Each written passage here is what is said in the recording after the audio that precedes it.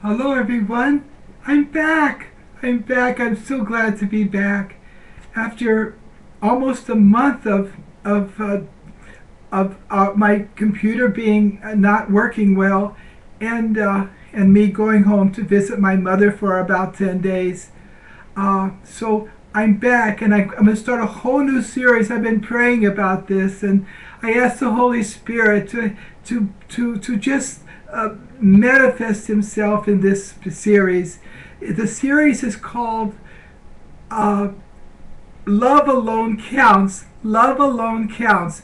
This is not original. Saint Teresa, the child Jesus, our little sister, Saint Teresa, the child Jesus. You recognize her. She's one of the most popular saints in the church.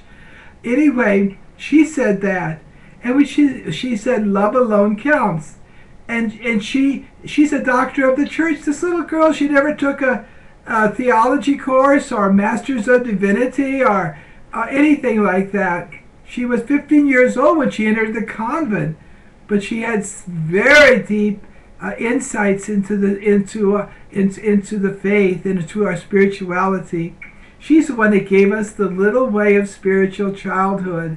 I'll talk about that another time. I love this way.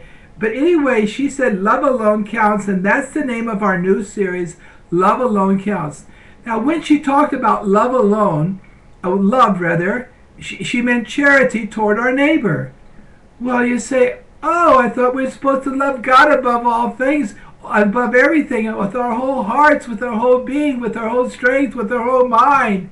Yes, indeed we are. God deserves all our love, not just part, not just 98%, but 100%. But the way we show our love for God is how we love our neighbors. St. John, a very bluntly said, if you say you love God whom you do not see, and do not love your neighbor whom you do see, you are a liar. Oh, I would. It's a hard saying. I mean, it's true, but it's.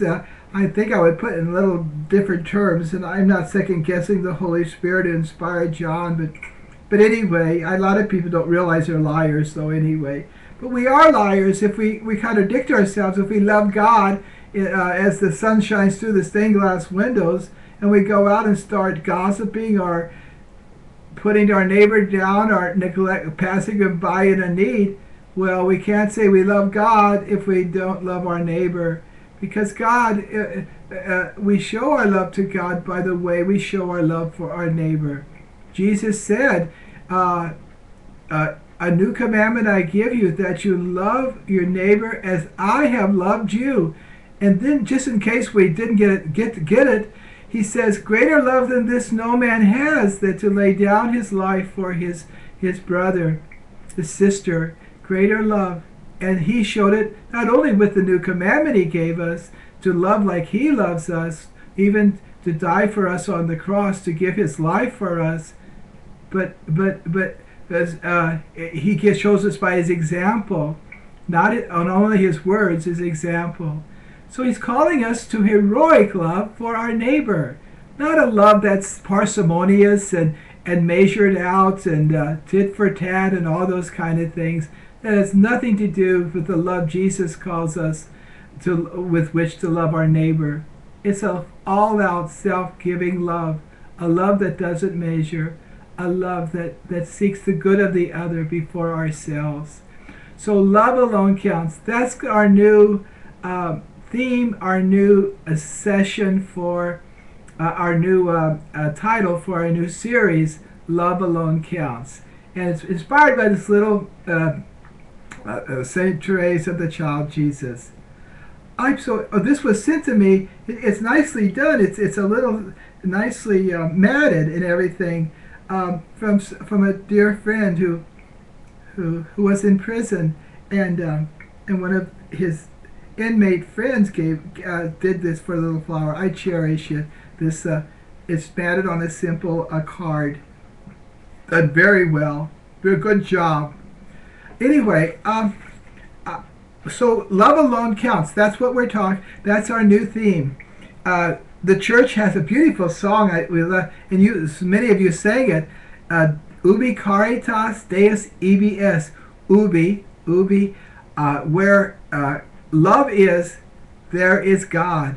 So I see love all around me. You say the world's going is in trouble. Yes, it is, and it's a lot of crisis going on. They're calling good evil and evil good, and that this with this relativism, everybody's sort of mixed up. Our young people don't know what to think. The poor young people are the victims of all this. We got to get back to the truth. Jesus says, "I'm the way, the truth, and the life." We've got to get back to Jesus. But anyway, but even though the world is in such bad shape, I see holiness all around me. With just from this criteria, ubi caritas, where there is love, Deus EBS, there is God.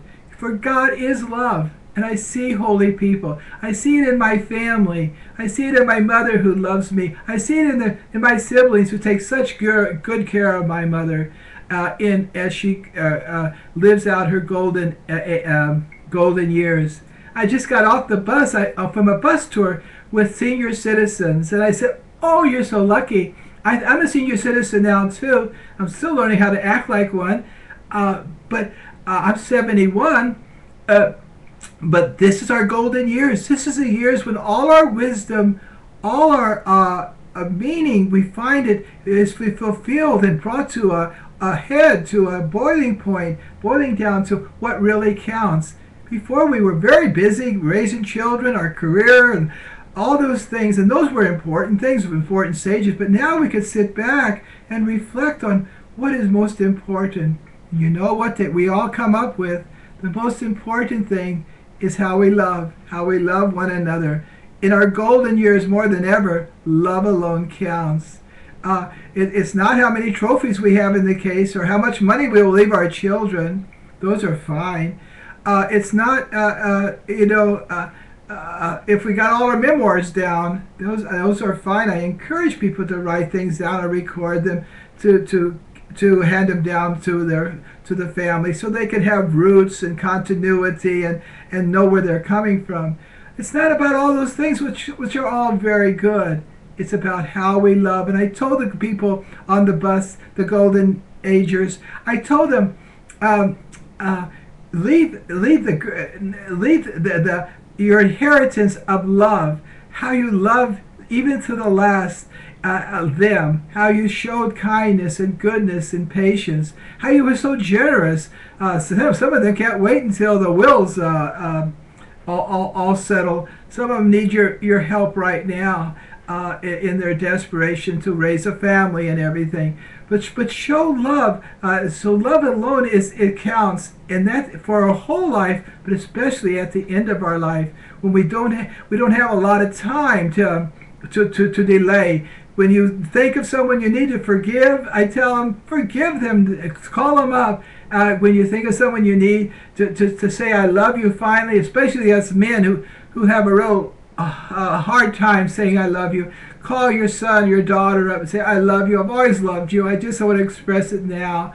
Your daddy has not much time, because he's older. I'm fine, but I want to tell you I love you, and I always have loved you, and you've been such a special son to me, and such a special daughter. So do all those things. Now is the time, as St. Paul says, for salvation. And salvation is how we love God by loving our neighbor, especially those that God gives us special care for, our own family, our sons and daughters, our relatives and dear friends. So I see love all the way. So I see God all around me. I see goodness in people. In the cashier at Aldi's, there's such a radiance in this one person. She's so good and she's so kind to everyone. She's not bitter. I see suffering in her face too.